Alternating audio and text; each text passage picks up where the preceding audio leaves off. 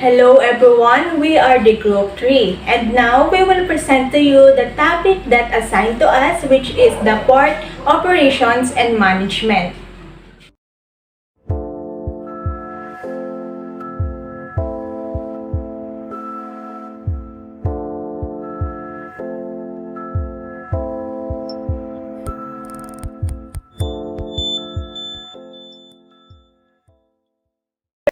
What is port operations and management?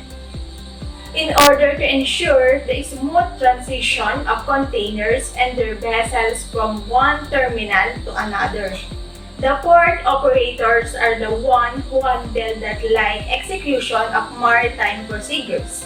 The sea travel can be initiated through many various means, with each type of vessel having its own specifications, from barges to recreational ships, then cargo to ferries.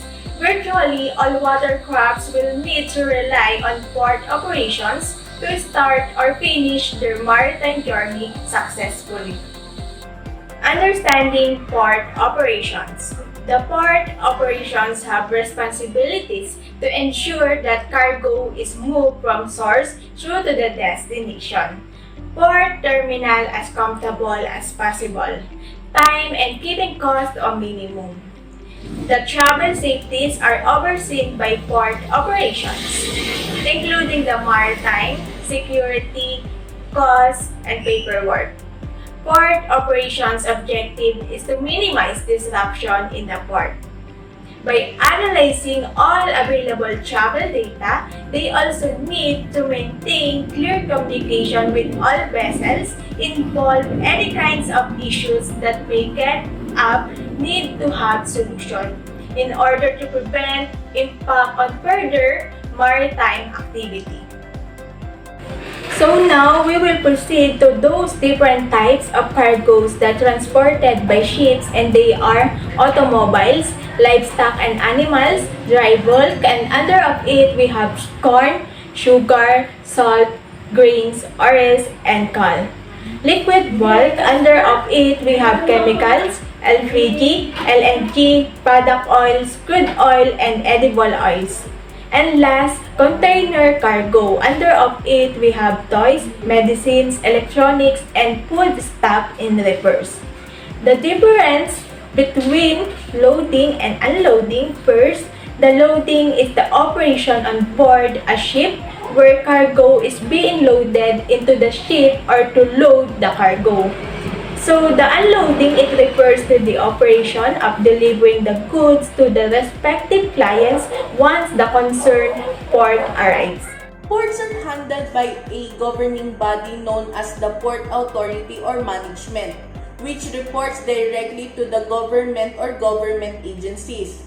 Because ferries and cruises are considered global industries, they supervise port operations inside their boundaries or territories. According to the Bureau of Customs, the Philippines has 17 significant ports. First is Port of San Fernando. The San Fernando Port is a cargo port. It serves the city of San Fernando, Pampanga, and its surroundings area. Second is the Port of Subic. The Port of Subic lies on the eastern shores of the Bay of the China Sea in southwestern Luzon. Before it was a commercial port, the port had a U.S. Naval station. Third is Port of Clark International Airport. The Port of Clark International Airport, previously known as Diosdado Macapagal International Airport from 2003 to 2012, is an international airport serving the cities of Angeles and Mabalacat, Pampanga in the Clark Free Port Zone in the Philippines. The fourth is Port of Manila. The principal seaport for shipping and maritime transport to the Philippines is Manila Port. The Port of Manila has been the key gateway for local and international trade till now. Under of Port of Manila is the Ninoy Aquino International Airport. Ninoy Aquino International Airport, often known as Manila International Airport or simply Manila Airport, is the principal international gateway to the Philippines and one of two international airports serving the Metro Manila area.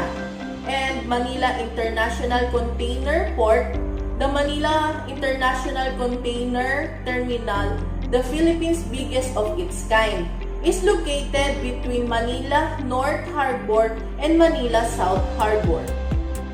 For the continuation, here is Ms. Arlene Alvarez. Port of Limay. It is a large seaport and also known as the Lanao Seaport. It serves both domestic and international tanker and cargo ships. Port of Batangas.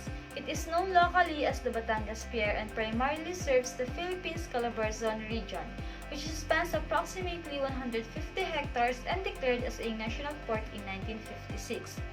Port of Iloilo. It serves the city of Iloilo and its surrounding areas as an inter-island passenger, cargo, fishing, and vehicle transportation port. It was a vital agricultural hub for the Philippines, exporting copra, mangoes, sugar, and bananas. Port of Cebu. The Cebu Port Authority manages the port, which serves the Metro Cebu area and the Philippines' largest domestic port, primarily serving routes in the Visayas and Mindanao. Port of Cagayan de Oro. It has a total area of 364 hectares and since 2018, the APEC Port Services Network has recognized the Port of Cagayan de Oro as one of the 18 member economies of the APEC as a green port. Port of Zamboanga. The Zamboanga City Special Economic Zone Authority, also known as the Zamboanga Freeport Authority, manages it. The facility was ranked second in Asia in the Super Efficient Ports in Asia study, which was conducted in 2010 and published on February 18, 2011 in the African Journal of Business Management. Port of Apari. Apari's port primarily serves small passenger vessels, but it also handles break bulk and timber. The port is bounded to the north of the Babuyan Channel, to the south of the Apagonan River, to the east by the barangay of San Antonio, and to the west by the Cagayan River. Port of Legazpi. It is designated as a national subport of entry for domestic and foreign cargo vessels. Its modern-day port, built by the engineering firm Pedro Siochi and Company during the President Quezon's tenure, played a significant role in the liberation of Manila in 1945. Port of Tacloban. Tacloban is the largest city and distribution center in the group of Eastern Visayan Islands. It has a port since 1874 and features a long deep-water wharf, a bulk petroleum depot, and an airport. Port of Santiago. It serves as the base port for the Surigao Port Management Office and is located in Surigao City on Mindanao's northeastern coast, in a protected cove, making it all-weather facility and ideal port for refuge. The port is a major transshipment hub in the region. Port of Davao. It is a seaport on Mindanao's island of Davao and made up of several ports. The Sasa Wharf is one of the port's largest and busiest piers. Davao's port has a natural coastal harbor and it has a small dry dock and small harbor with a length of over 500 feet. And to discuss about the next topic, let me call on Ms. Castillo. Ports are also subject to competition and ensure that they gain a competitive advantage in terms of the following factors. Port generally offers a value proposition to its region since it confers economic and social benefits but is also prone to environmental constraints. Significant increase in port throughput, particularly in the containerized sector, have put pressure on developing new port infrastructures in existing facilities and for entirely new developments when additional capacity cannot be developed on the existing sites. Ports are capital-intensive infrastructures that are associated with a wide area of economic impact. This is particularly apparent because port development and world trade are closely interrelated. Next is cargo value and segments. Cargo volumes remain strong at the Port of New York and New Jersey. As summer due to a closed auto sled, the charge with 42,370 vehicles moving through the port in August, an 11.8% increase. Compared to August 2020, auto volume from January through August was 28% 0.1% greater than in the same period of 2020. Next is culture, vision, and strategy. Westportans believe attitude and process of treating key business as if one's life depended on it. It is about determination to stay focused and committed in delivering positive results. Westport cultivates a great sense of urgency and priority in every employee. To be one of the leading getaway and transshipment ports of call in the world while continuing to be pride of Malaysia on employees' relation, customer satisfaction, and corporate relationship. We will be focusing on 3 key areas in the years to come. First is smart in logistic chains. Second is accelerator of sustainability in port. The last is enterprising in impactful organization. Next is geographic location. A port is docking place for ships on a coast of the ocean, a river, or a lake. Ships docks at ports to load and unload their cargo and passengers. Last is legal and regulatory frameworks and policies. The National Ports Act No. 12 of 2005-6 primarily to give effect to the government's policy on commercial ports that outlines the role of ports in the South Africa economy. The government's white paper on National Commercial Ports Policy was approved by Cabinet on March 6, 2002. The policy was published in Government Gazette number 23/715 on March 8, 2002. Port layout, structure, and size. Here are the master plan of Port of Egypt. This is one of the most promising port project in the world and will play pivotal role in Egypt's economic development thanks to the unique location of the entrance of Suez Canal with zero deviation from the major trade route and the large amount of available construction space. The project has attracted the attention of all the large shippers and terminal operators. The development area involves a total of above 120 km, which is 20% above more the surface of the Rotterdam port area. Market and trade contracts agreement. Pursuant to the provision of Section 6 of Presidential Decree Number 857 as amended and Board Resolution Number 2530, the following guidelines for award of port terminal management contracts are hereby prescribed. Policy Statement Number 1. The greater participation of the private sector in the management and operators of port is encouraged. Number 2. The privatization of the management and operations of all port under the jurisdiction of the Philippine Ports Authority shall be awarded through transparent and competitive public bidding. Technology and innovation. Innovative technology is a proven solution to port congestion unrelated to pandemic as well. In the St. Lawrence Seaway, more master technology speed up each blockage by some 20%, 7 minutes increasing productivity for the seaway and its customers. A container port looking to increase its throughput in New Zealand, Napier Port. Operational practices and working culture. A wide range of cargoes, each of their own specific handling and storage requirement, pass through the world's ports and terminals every day. The port operations manager is responsible for the smooth transition of that cargo so that it reaches the destination on time.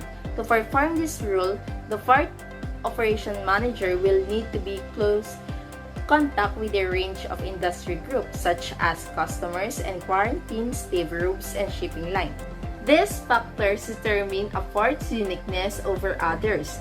A remarkable trait of ports is their ability to adjust cargo loading and unloading carrying capacity when needed. Ports have certain preparation to accommodate all despite market fluctuation and unexpected development of events. Stages of port management and operations. There are four stages of port management and operations. Specifically, it is of port limits or OPL operations, port operations and berthing, ship terminal operations, and port and terminal operations logistics network. These four stages are from the time of the arrival until its departure. And off-port limits or OPL operation is the first stage of the four stages of port management and operations. This operation services ships that are not scheduled to visit a particular port of call for loading or discharging operations, but are in need of a specific port-related services. And OPL service in this stage gives ships low cost, time efficiently, and minimum deviation, and economies of scale. And there are designated service boats or even helicopters for emergency services. The services provided can be classified into different categories, which are procurement, passengers drop-off, crew changes, embarking and disembarking of inspectors, surveyors, auditors, and refer teams. And lastly, a medical emergency service to pick up the patients and deliver them to a designated hospital. Port operations and berthing is the second stage of port management and operations. And the authorities now handle the ship's navigational, berthing, loading, and unloading operations, taking into considerations its commercial and contractual status, and whether it is a liner or tramp from this stage onward. The port typically has a contract with the liner company, which is the ship's owner and manager for liner ships. And tramp ships, on the other hand, do business with one or two charterers at a time. The terms and conditions will specify the port's number of call and the time allowed for loading and discharging. And there are services prior to the ship's arrival. First is the berth request, in which the operations department should submit an online request to the port. Second is the notice of arrival, wherein the ship's operations management should submit a notice of arrival to the port prior to 72 hours. And third is the special provisions for cargoes of particular hazard, wherein ships carrying cargoes of particular hazard should comply with the federal regulations. And fourth is cargo manifest. With all the information of the cargo, it should be produced, prepared, and duly approved by the ship's owners, masters, or agents in line with the port requirements. And during the ship's arrival, there are two services: pilotage services and berthing or unberthing, mooring or unmooring, and anchoring operations. The stage 3 of port management and operations, ship terminal operations. In the operations stage, which occurs after the ship has demonstrated that it satisfies the requirements for navigation and documentation, the focus shifts to the ship's actual reason for calling at the port, which may include the loading, unloading, bunkering, or any number of other operations. This is a crucial juncture for determining how well the port. Cooperation is required in order to achieve shared objectives, such as cleaning holds or tanks, loading and discharging the cargo, supervising the handling and stowage of the cargo, performing bunkering operations, and other similar tasks. In handling the equipments of ship's cargo, in most cases, the protocol requires a permit from the ship's master in order to examine and evaluate the equipment's operational efficiency and make the relevant certification available for inspection. This is done in order to ensure the safety of the cargo handling equipment that is located in the port. In cargo operations, after the notice of arrival has been presented and acknowledged, the ship is considered to have arrived in its port of destination.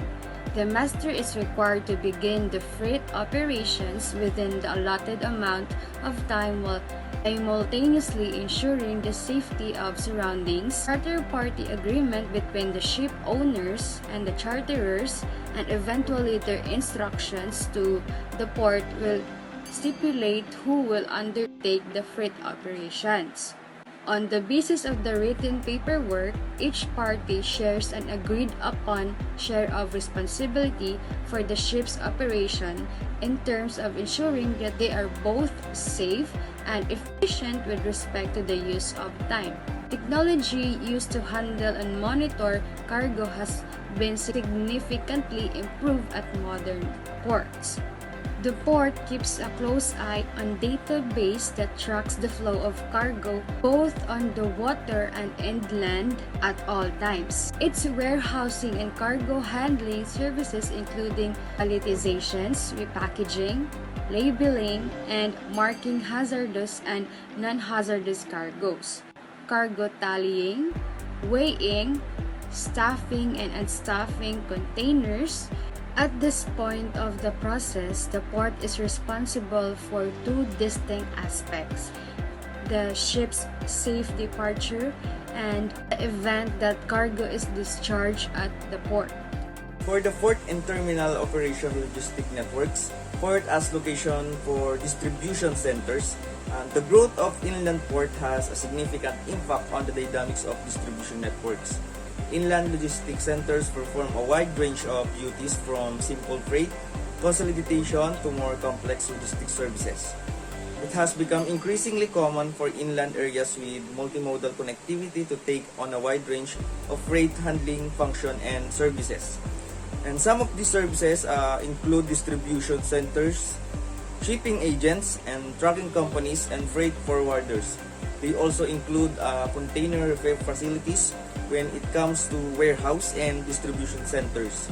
Many of the logistic zones are in competition with seaports, inland markets, and expensive land prices. A lack of industrial space and tight environmental regulations are just a few of the well-known reasons why business should avoid seaports.